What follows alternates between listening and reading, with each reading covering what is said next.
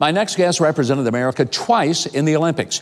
He holds the American record for the half marathon and the fastest marathon time ever run by an American.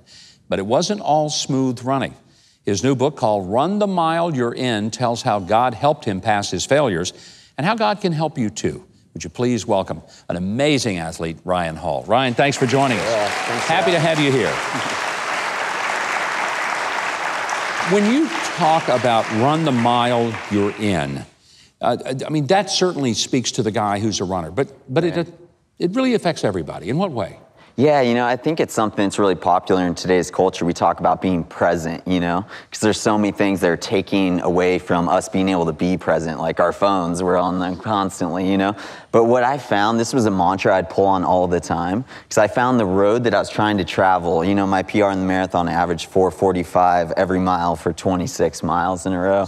And when you're on the starting line, that's a terrifying thing to try and take on. So I'd have to pull myself back and be like, just do a great job with what I'm doing right now. Like, God's giving me the grace for this moment, but he's not giving me the grace for mile 23, 24, 25. The grace will be there when I get there. Did you start running as a child? Was it something you just were natural at?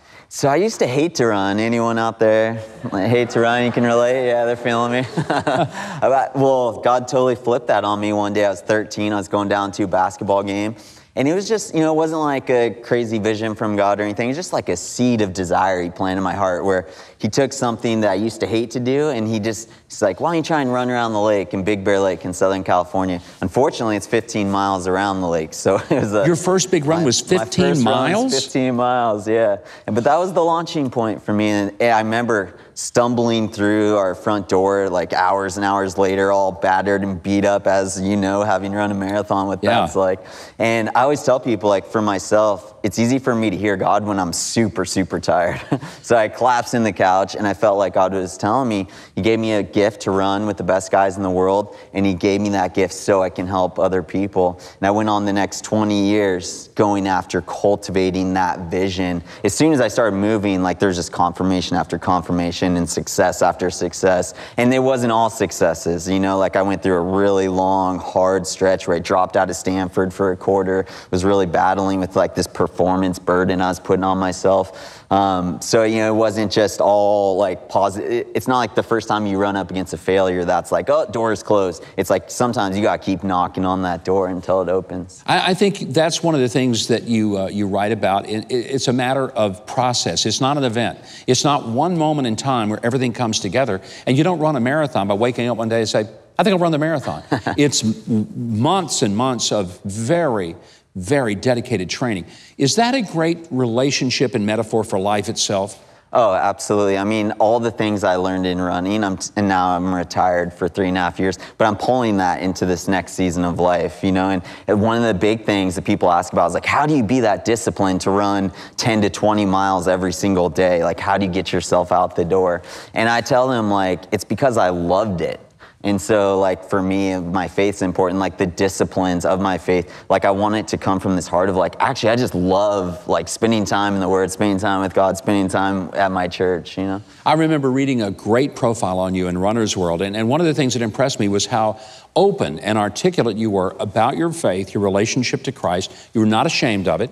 Yeah, you know, I feel like it's my responsibility as an athlete. You know, I remember being a kid and really looking up to athletes, and you want to know everything about this athlete. What makes them tick? How did they accomplish these things?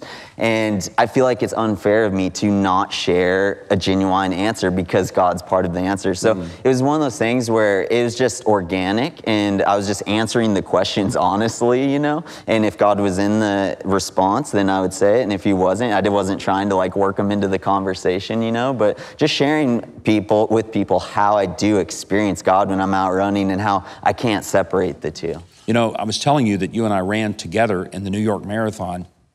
Lance Armstrong also ran it. That was before my knee fell apart, and I haven't been able to run since. But I told people, yeah, I ran with Ryan Hall and Lance Armstrong. As soon as the gun went off, I didn't see them anymore. They were way ahead of me. And you talk about a 4:45 mile. I finished 4 hours in like 40 minutes, the whole thing. But, you know, it's a great life experience. You've had such a wonderful career. And I hope you continue to coach, not only in running, but coach life, because I think you've got a powerful message, and it certainly is captured in this book. Run the Mile You're In is available now at Amazon and other top booksellers, and you can find Ryan's book tour schedule and more at Run the Mile Book. That's runthemilebook.com. Learn more about their terrific nonprofit, the Steps Foundation, at thestepsfoundation.org.